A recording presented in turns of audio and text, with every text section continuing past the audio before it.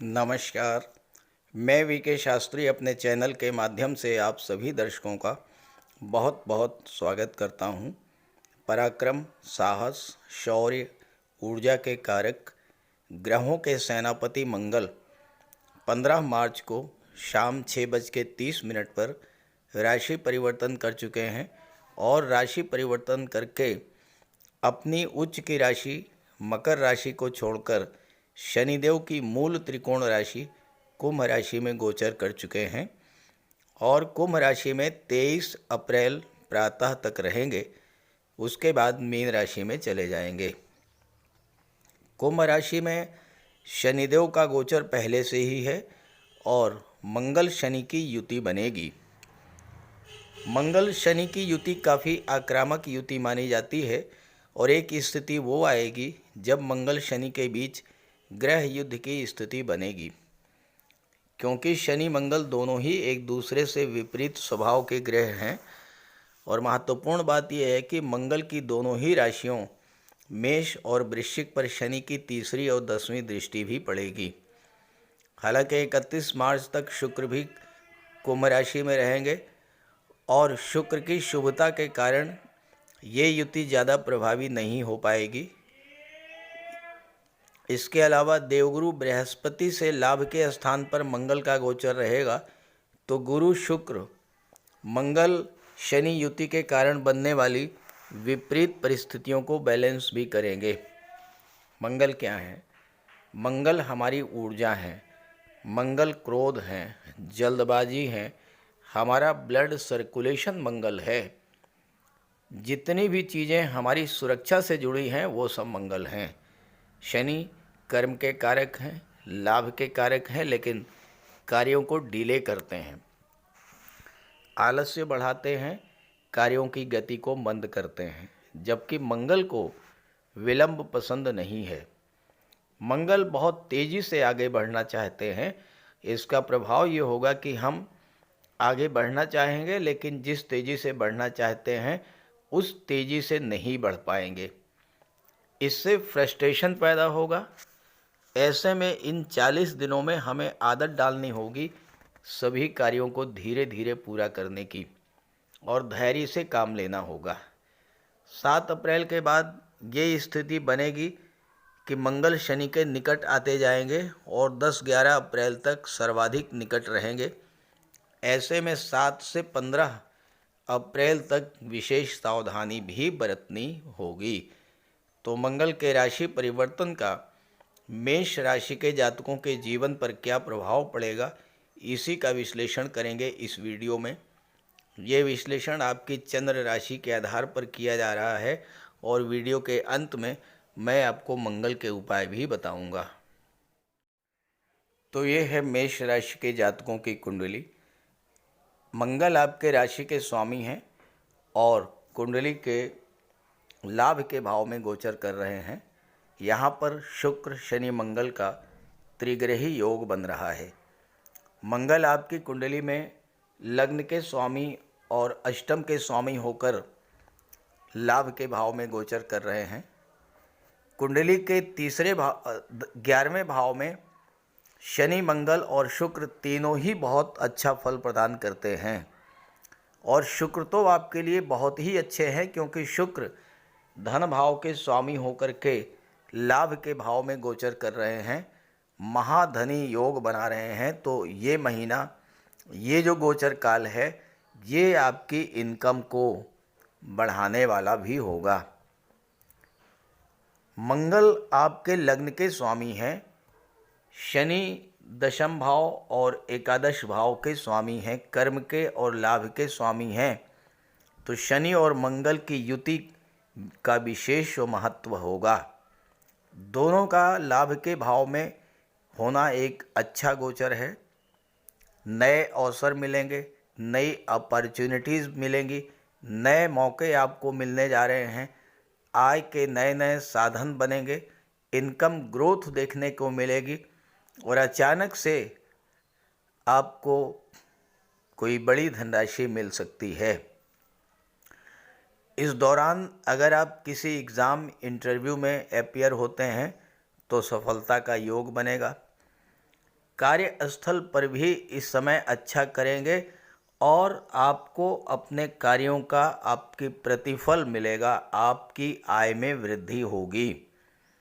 छात्रों के लिए भी समय अच्छा है, क्योंकि शिक्षा के भाव के स्वामी सूर्य हैं। सूर्य आपके राशि के स्वामी मंगल के मित्र हैं।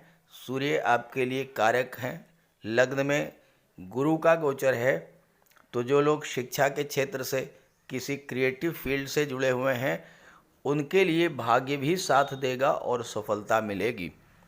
भाग्य के स्वामी लग्न में बैठे हैं, मंगल से लाभ के स्थान पर हैं, तो ऐसे में इस समय भाग्य आपका साथ देता रहेगा, क्योंकि गुरु भाग्य के कारक भी हैं और भाग्य के भाव पर दृष्टि भी डाल रहे हैं। लेकिन ध्यान रहना है कुछ चीज़ों का। शनि और मंगल विपरीत स्वभाव के ग्रह हैं और इसी दौरान दो ग्रहण भी लगने जा रहे हैं, चंद्र ग्रहण और सूर्य ग्रहण। तो कार्यस्थल पर अपने बॉस और अपने सहकर्मियों के साथ व्यवहार बहुत अच्छा रखें। क्रोध, जल्दबाजी, इरिटेशन से बचना होगा। मंगल जल्दबाजी के कारक, शनि कार्यों को डिले करते हैं। कोई भी काम जल्दबाजी में मत कीजिएगा, कोई फैसला जल्दबाजी में मत लीजिएगा, थोड़ा धैर्य रखते हुए कार्य कीजिएगा। मंगल 8वें के स्वामी होकर लाभ के भाव में बैठे हैं। कुछ लोगों को शेयर वगैरह से अचानक से धन लाभ हो सकता है, गुप्त धन की प्राप्ति हो सकती है, पैतृक संपत्ति से लाभ मिल सकता है, इंश्योरेंस या ससुराल पक्ष से मिल सकता है पैसा आपको। कोई आपका पैसा जो रुका हुआ था, फंसा हुआ था, आपको मिलना चाहिए था, नहीं मिल पा रहा था, उस तरह का पैसा भी आपको मिलेगा। शुक्र आपकी कुंडली के सप्तम के स्वामी हैं, जो कि व्यापार का भाव होता है और धन के भाव के स्वामी होकर के 31 मार्च को 12वें भाव में चले जाएंगे। 12वें भाव में शुक्र अति विशिष्ट कारक होते हैं, तो बिजनेसमैन के लिए शुक्र शनि का गोचर बहुत अच्छा है। लेकिन अनावश्यक रिस्क लेने से आपको बचना होगा और कोई बड़ा निवेश करने से भी बचें। पंचम भाव पर मंगल शनि दोनों की दृष्टि है। अपने बच्चों के क्रियाकलापों पर भी आपको ध्यान देकर चलना होगा। उनके मित्र कैसे हैं, उनका फ्रेंड सर्किल किस तरह का है, कहीं किसी गलत संगत में तो नहीं है, इस बात पर आपको विशेष तौर से फोकस करना होगा। प्रेग्नेंट महिलाओं को भी सावधानी बरतनी होगी और मंगल की अष्टम दृष्टि छठे भाव पर पड़ेगी, तो अनावश्यक वाद विवाद और बहसबाजी से भी बचना होगा और इस गोचर काल में भूल करके भी किसी को पैसा उधार मत दीजिएगा, पैसा आपका फंस जाएगा। तो बजरंगबली की उपासना करते रहिए और हनुमान चालीसा का पाठ कीजिए, मंगल का उपाय कीजिए और 7 से 15 अप्रैल के बीच मन को शांत रखिएगा, योगा मेडिटेशन करते रहिएगा, तो समय आपके लिए बहुत अच्छा रहेगा। खास करके जो लोग विदेश संबंधी कार्यों से जुड़े हैं उनके लिए 31 मार्च के बाद का समय बहुत अच्छा रहेगा, क्योंकि शुक्र 12वें भाव में है, राहु विदेश के कारक होकर के 12वें भाव में विदेश के भाव में बैठे हैं, तो अचानक से विदेश से कोई बड़ी सफलता मिलेगी, विदेश जाने का अवसर मिलेगा, कोई अच्छी बिजनेस डील आपको विदेश से मिलेगी और विदेशों से पैसा भी मिलेगा। तो ये वीडियो अपने साथियों मित्रों को भी शेयर कीजिएगा और बात करते हैं उपायों पर। मंगल का सबसे बड़ा उपाय है बजरंगबली की उपासना करना। आप बजरंगबली की उपासना कीजिए, बजरंगबली के मंदिर में जाइए, उनके चरणों का सिंदूर अपने मस्तक पर धारण कीजिए, साथ ही साथ हनुमान चालीसा का पाठ कीजिए, बजरंग बाण का पाठ कीजिए। मंगलवार के दिन अगर आप व्रत रख सकें तो मंगलवार का व्रत रखिए। साथ ही साथ हनुमान जी को चोला चढ़ाइए। मंगलवार के दिन स्नान करने के जल में लाल चंदन या लाल पुष्प डालकर स्नान करें। स्नान करने के बाद लाल रंग के वस्त्र धारण करें। अगर नहीं कर सकते हैं लाल रंग के वस्त्र धारण, तो कम से कम एक लाल रुमाल अपनी जेब में जरूर रखें। मंगलवार के दिन मंदिर में जाएं, बजरंगबली के लड्डू का भोग लगाएं और गरीबों में बांट दें। घर की दक्षिण पश्चिम दीवार पर उड़ते हुए हनुमान जी का चित्र लगाएं। साथ ही साथ गरीबों में लाल वस्त्र, मसूर, गुड़, लाल चंदन, मिठाई, लड्डू, बताशे, रेवड़ी ये सब बांटिए। मस्तक पर लाल चंदन का टीका लगाएं या हनुमान जी के चरणों का सिंदूर लगाएं। मंगलवार के दिन बंदरों को गुड़ और चना खिलाएं। बहते हुए जल में लाल पुष्प, तिल या गुड़ प्रवाहित करें और जेब में एक तांबे का सिक्का रखें।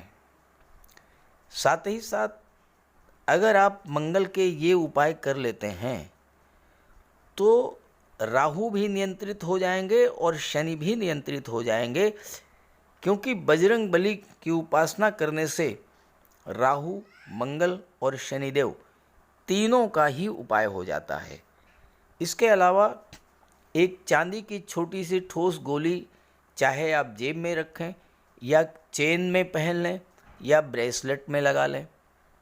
अपने बैग में मोरपंख रखें और घर में भी मोरपंख लगा लें। मेन डोर पर, कार्यस्थल पर भी मोरपंख रखें, तो इससे राहु आपको परेशान नहीं कर पाएंगे। तो ये सब उपाय बहुत आसान हैं। सुंदरकांड का पाठ कीजिए, बजरंग बाण का पाठ कीजिए, हनुमान चालीसा का पाठ कीजिए। ऐसा कोई उपाय नहीं है जो आप नहीं कर सकते, और आप इन उपायों को कीजिए, फिर देखिए आपको कितना बड़ा लाभ मिलता है। नमस्कार।